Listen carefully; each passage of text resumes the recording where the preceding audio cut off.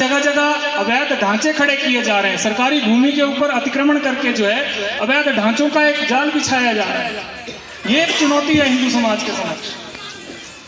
आज जो है हमारे लोगों का व्यापार छिन रहा है। बाहर से आकर के एक बांग्लादेशी चल करके बिलासपुर के शातलाई तक पहुंचता है और बिहार से बंगाल से चल करके व्यक्ति जो है यहाँ पहुंचता है और वो अपना काम धंधा चला रहा है और हमारे बच्चे जो है 10-10 हजार के लिए 15-15 हजार के लिए बद्दी और चंडीगढ़ के धक्के खा रहे हैं। एक मूंगफली बेचने वाला किसी शहर के चौक चौराहे पर सुबह से शाम तक 5 से 6 हजार की जो है धनराशि। 3 वर्षों में हिमाचल प्रदेश से 4000 हिंदू महिलाएं और 1000 के आसपास नाबालिग बच्चियां गुम हुई हैं। वो 4000 हिंदू महिलाएं कहां गई होंगी, वो 1000 नाबालिग बच्चियां कहां गई होंगी, बहुत सी बच्चियों का आज तक पता नहीं चला। एक बहुत बड़ी चुनौती। आपको क्या लगता है कि व्हाट्सएप के ऊपर हिंदू राष्ट्र की बात करना, राम राज्य की बात करना, फेसबुक के ऊपर लिखने से क्या हिंदू राष्ट्र बन जाएगा? क्या लगता है आपको, बन जाएगा? अधिकांश लोग कह रहे हैं नहीं बनेगा। तो फिर हिंदू राष्ट्र कैसे होगा?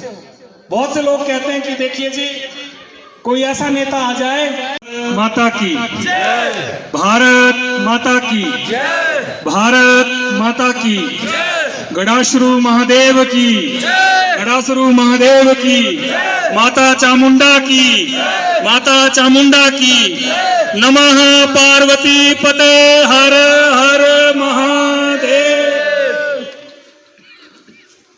मंच पर आसीन आज के इस विराट हिंदू सम्मेलन के अध्यक्ष सम्माननीय भाग सिंह जी, इस कार्यक्रम के संयोजक आदरणीय भाई श्री करमचंद ठाकुर जी, प्रधान बंजराड़ू पंचायत की मेरी माता तुल्य श्री कृष्णा महाजन जी, रिटायर्ड ईटीओ श्री तेजलाल जी, रिटायर्ड बीडीओ माता तुल्य नीलम वेदी जी, यहाँ मंच पर उपस्थित सभी प्रबुद्धजन और इस दुर्गम क्षेत्र से आए हुए जागृत सनातनी बंधु और मेरी मातृशक्ति, ये मेरा सौभाग्य है कि आज मुझे हिमाचल प्रदेश के इस दुर्गम क्षेत्र में आकर के आप लोगों के दर्शनों का लाभ लेने का अवसर मिला है। और चूंकि ये क्षेत्र जो है मेरे लिए नया तो नहीं कहूँगा, क्योंकि इससे पहले पूर्व जो है अनेक बार मेरा इस क्षेत्र में आना हुआ है। अनेक घटनाएं आपके क्षेत्र की ऐसी रही हैं जिन्होंने इस क्षेत्र को हमेशा सुर्खियों में रखा है और पूरे प्रदेश ही नहीं देश भर में भी यहाँ की जो घटनाएं हुई हैं उनकी चर्चा रही है। आप सभी ने मुझे यहाँ आमंत्रित करके जो सम्मान दिया है, जो स्नेह दिया है, उसके लिए मैं आपका आभारी हूँ। हिमाचल में वैसे तो बहुत बड़े बड़े हिंदू चिंतक, विचारक और अनेक विद्वान लोग हैं जो इन विषयों के ऊपर अपना जीवन खपाते हुए निरंतर काम कर रहे हैं और अनेक नेता हैं जो हिंदू हित के विषयों पर काम भी करते हैं। लेकिन उन सब के रहते आप सब ने मुझ जैसे एक छोटे से व्यक्ति को यहाँ बुलाया, उसके लिए मैं हृदय की गहराइयों से आपका आभारी हूँ। मेरी वाणी में इतना सामर्थ्य तो नहीं कि मैं इस विराट हिंदू समाज का उद्बोधन कर सकूं या मार्गदर्शन कर सकूं, लेकिन इतना जरूर कहूंगा कि जो 5 स्टार भाषण आपको नेताओं के सुनने को मिलते हैं और जिस प्रकार की भाषा शैली नेताओं की रहती है वैसी मेरी तो नहीं रहेगी, लेकिन एक ठेले के ऊपर जो चाट खाने का और गोलगप्पे खाने का आनंद आप लेते हैं, एक सामान्य हिमाचली होने के नाते उस प्रकार की बातें जरूर आप लोगों के बीच में रखूंगा और प्रयास करूंगा कि अपने हिंदू समाज के विषय जो आज हमारे लिए चिंता का कारण भी हैं और हमारे लिए भविष्य के लिए जो है उन विषयों का समाधान करना भी आवश्यक है। मुझे जब यहाँ बुलाया गया तो मेरे ध्यान में दिया गया कि आपको यहाँ आना है और आप एक मुख्य वक्ता के रूप में यहाँ आएंगे तो आपका उद्बोधन जो है आज जो हिंदू समाज के समक्ष जो चुनौतियाँ हैं उन चुनौतियों को लेकर के और उनके समाधान लेकर के आपने यहाँ आना है, ऐसा मुझसे कहा गया था। तो मैं आप लोग यहाँ उपस्थित हैं तो आपसे जानना चाहूँगा कि आपको क्या लगता है कि आज जो अपना हिंदू समाज है उसके समक्ष क्या चुनौतियाँ हैं? आप क्या सोचते हैं इस विषय पर कि हिंदू समाज के सामने आज ऐसी कौन कौन सी चुनौतियाँ हैं जो मुँह बाए खड़ी हैं और जिनका समाधान हिंदू समाज को अवश्य में ही करना होगा? आपको क्या लगता है, आप क्या सोचते हैं इस विषय के ऊपर? और मुझे लगता है जिस ढंग से आप सोचते हैं, जो आज वातावरण पूरे देश भर में बना हुआ है, जो पूरे विश्व भर में वातावरण बना हुआ है, जो चिंताएं आपकी हैं, आपके बीच मैं आया हूं तो निश्चित तौर पर एक सामान्य हिमाचली के नाते और एक सामान्य हिंदू होने के नाते मेरे मन में भी वही चिंताएं हैं जो आप सबके मन में हैं। आज अगर हम अपने चारों ओर नजर दौड़ाएं तो स्वतः ही कुछ विषय अपने ध्यान में आते हैं। आज मैं पिछले दिनों एक रिपोर्ट पढ़ रहा था, मेरे पुलिस के भाई भी यहाँ खड़े हैं, इन लोगों ने ही वो रिपोर्ट बनाई होगी और संकलित करके डीजीपी महोदय के दफ्तर तक पहुंचाई होगी। पिछले 3 वर्षों में हिमाचल प्रदेश से 4000 हिंदू महिलाएं और 1000 के आसपास नाबालिग बच्चियां गुम हुई हैं। वो 4000 हिंदू महिलाएं कहाँ गई होंगी, वो 1000 नाबालिग बच्चियां कहाँ गई होंगी? बहुत सी बच्चियों का आज तक पता नहीं चला। एक बहुत बड़ी चुनौती है। लव जिहाद की घटनाएं दिन प्रतिदिन बढ़ रही हैं। अभी जब मैं यहाँ आ रहा था तो मेरे ध्यान में आया, हमीरपुर में एक घटना हुई है और वो उस घटना में FIR भी हुई है। पालमपुर में एक घटना हुई है अभी पिछले हफ्ते, जिसमें एक 17 वर्षीय बच्ची ने लव जिहाद का आरोप लगाते हुए FIR दर्ज करवाई है। तो ये एक गंभीर विषय है जिसके ऊपर अपने समाज को चिंतन करना होगा।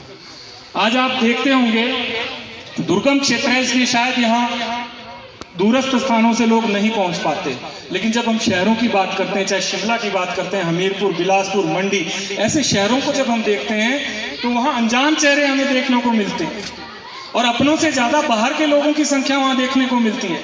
ऐसा प्रतीत होता है मानो आने वाले 10-15 सालों में हिमाचल प्रदेश की डेमोग्राफी पूरी तरह बदलने वाली है।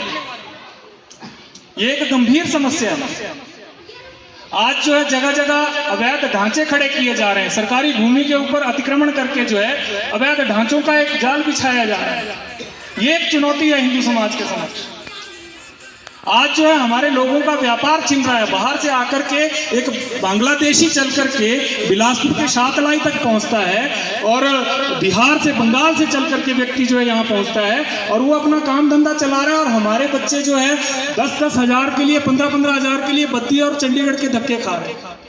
एक मूंगफली बेचने वाला किसी शहर के चौक चौराहे पर सुबह से शाम तक 5 से 6 हजार की जो है धनराशि अर्जित कर लेता है। तो कहीं ना कहीं ये विषय हमारे लिए चिंता का विषय है। आज जो है गांव जो है, ग्रामीण क्षेत्र, खासकर मैं अभी कुछ गांव में, ग्रामीण क्षेत्रों में मेरा जाना हुआ, तो वहाँ जो युवा पीढ़ी है 20 साल से लेकर के 35 वर्ष 40 वर्ष तक का कोई युवा उस गांव में नहीं है। सब बाहर है, कोई चंडीगढ़ है, कोई दिल्ली है, कोई दूसरे, और बुजुर्ग जो है वहाँ पर अकेले जो है उन गाँव में है। तो ये एक चिंता का विषय हमारे लिए। इन सारे विषयों को एड्रेस करने के लिए, इन सारे विषयों पर विचार करने के लिए हम सबको चिंतन करना पड़ेगा। और ये जो समस्याएं आज आ रही हैं, चाहे वो लैंड जिहाद की समस्या है, धर्मांतरण की समस्या है। अभी पालमपुर में एक ईसाई मिशनरी का जो है वहाँ पर पटाक्षेप हुआ, जिसमें FIR भी हुई है और धर्मांतरण का एक रैकेट जो है वहाँ चलाया जा रहा था, जहाँ हिंदू समाज को जो है धर्मांतरित करके ईसाई बनाने का जो एक षड्यंत्र चल रहा था। तो ये सारे विषय झकझोरने वाले हैं और इन विषयों की परिणति हिंदू समाज के पक्ष में किस रूप में हो, इसका भी हम लोगों को चिंतन करना होगा। आप जब शहरों की तरफ देखते हैं, चलो शहरों का मान लेते हैं कि शहरों में इस प्रकार की घटनाएं होना सामान्य सी बात है, लेकिन आज ये घटनाएं हमारे दूरस्थ क्षेत्रों में, गांव में होने लगी, इसलिए चिंता का विषय है। देखिए दूसरे लोग क्या कर रहे हैं, उनकी क्या मति है और वो किस गति से उस काम में लगे हैं, इसके ऊपर चिंतन करने के बजाय या उनके ऊपर आक्षेप लगाने के बजाय हमें अपनी जो हमारे घर की कमियां हैं, हिंदू समाज की जो अपनी कमियां हैं, उनके ऊपर चिंतन करना आवश्यक है।